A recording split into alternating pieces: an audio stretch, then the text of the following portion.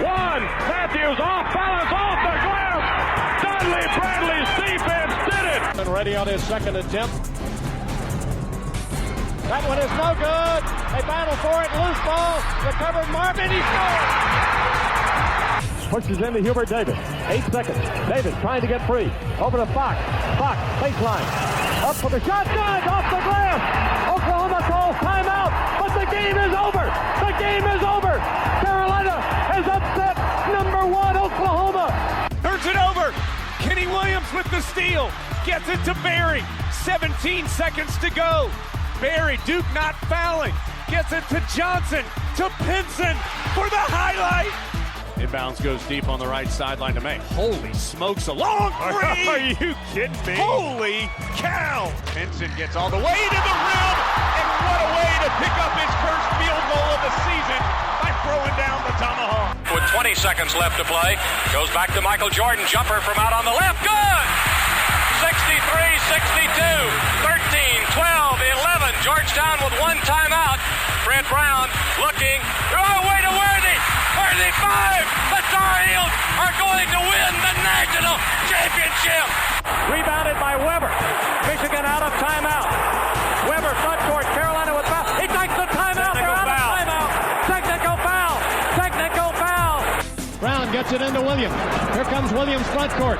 Williams on the drive. Gets it back out to head. Long outside shot. Short rebounded.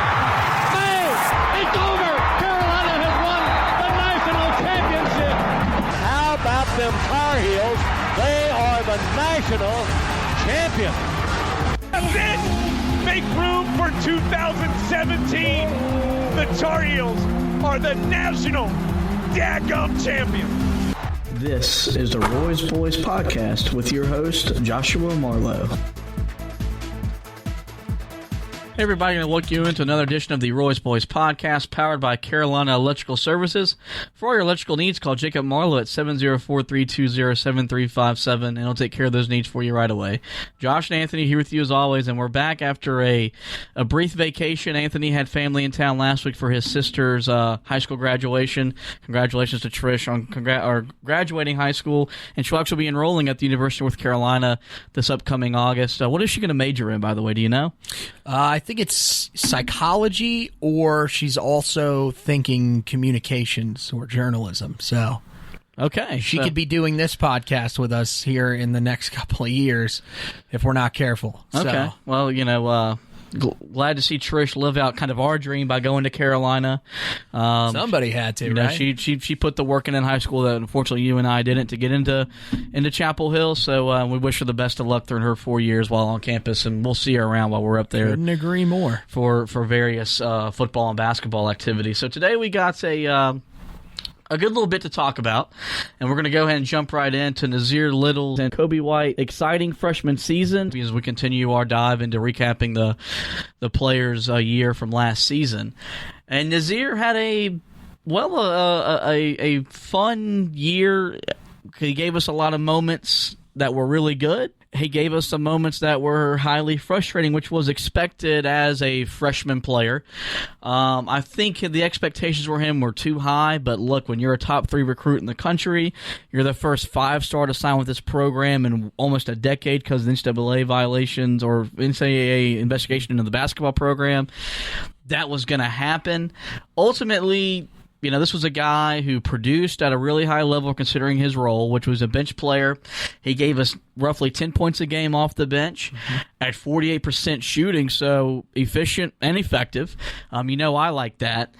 But just a guy that never really put it all together for an extended period of time. I mean, high expectations. I guess I wouldn't say that they were too high for him. I mean, the problem was for him, and it really isn't a problem, but why the expectations were so high was, you got to remember, during this time last year, or a little bit earlier, when they went through the Jordan Brand Classic, the McDonald's All-American game, he was the best player on the court, and it frankly wasn't even close. So that's the reason that expectations got as high as they did. I think when you look back on it, that might have been blown out of proportion a little bit because those are all-star games. But, when I look back on what Nazir Little brought to the table, I think he was a guy that, and apparently, he didn't even know his role. So, according to some of the draft experts that decided to break this thing down, it's probably the same ones from Cleveland that decided to say earlier in the year that he should be a starter, right? Remember those people? How did that turn out? I think he filled the role that he was supposed to fill pretty well.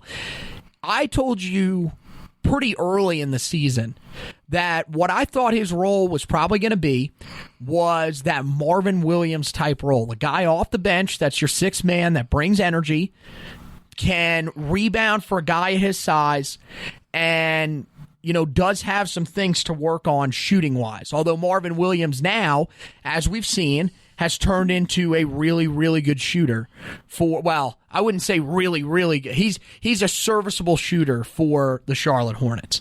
And I think that's kind of where Nazir Little could end up landing, somewhere in that range. And I mean, look, I know that a lot of the people that are Hornets fans that listen to this will say, well, do we really want him to end up like Marvin Williams? Marvin Williams is not a bad basketball player.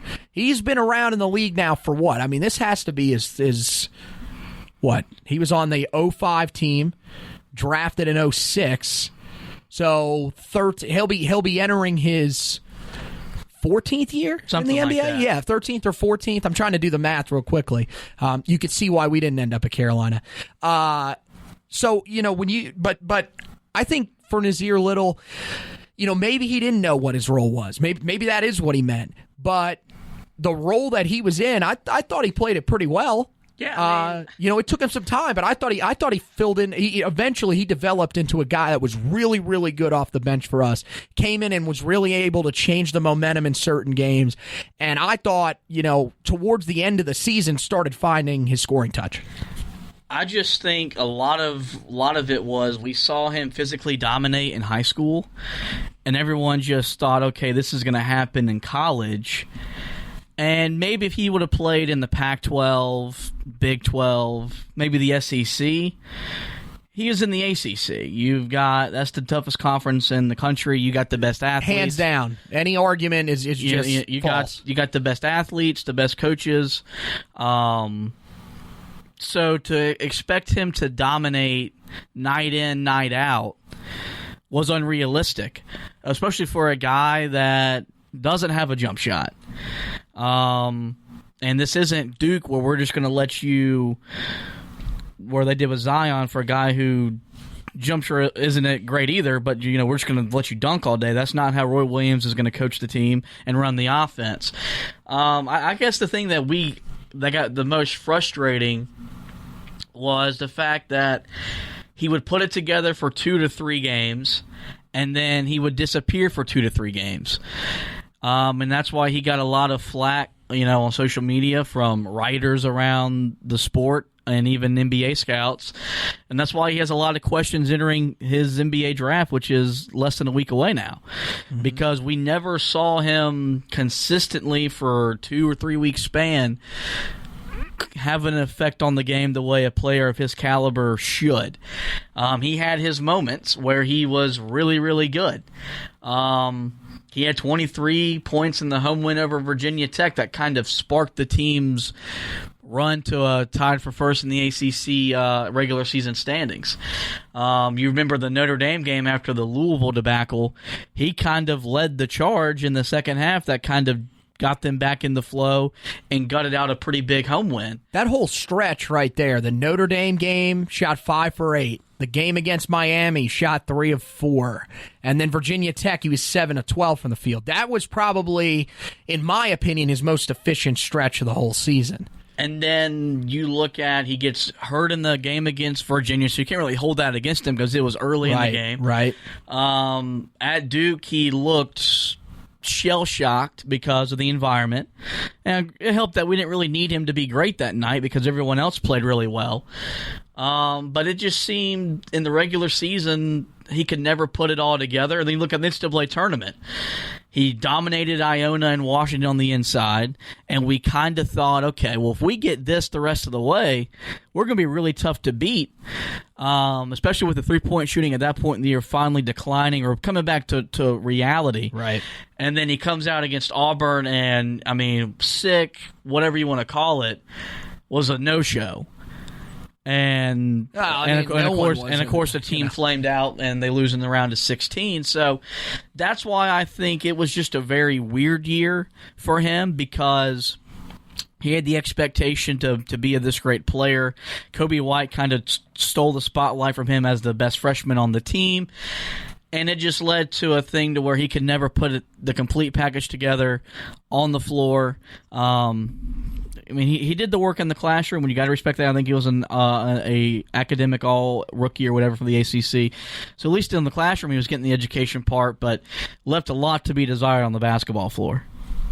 I mean, the problem that I see with him also is the type of player that he is probably shouldn't add up to a superstar. I mean, if we're being real honest, going back to some of the All-Star games, he really, we didn't see him shooting from long range much in those All-Star games. Because, again, the defense is not on a high level.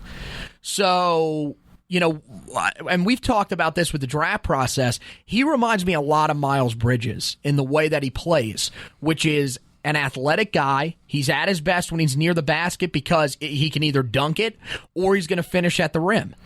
And, I think the other thing that a lot of people will forget to mention about Nassir Little is he was a solid defender. There were times during the year where there were moments where Luke May was struggling with a guy, or, at times Garrison Brooks, but it was kind of that was more of a rarity because Garrison Brooks really did have a great year defensively.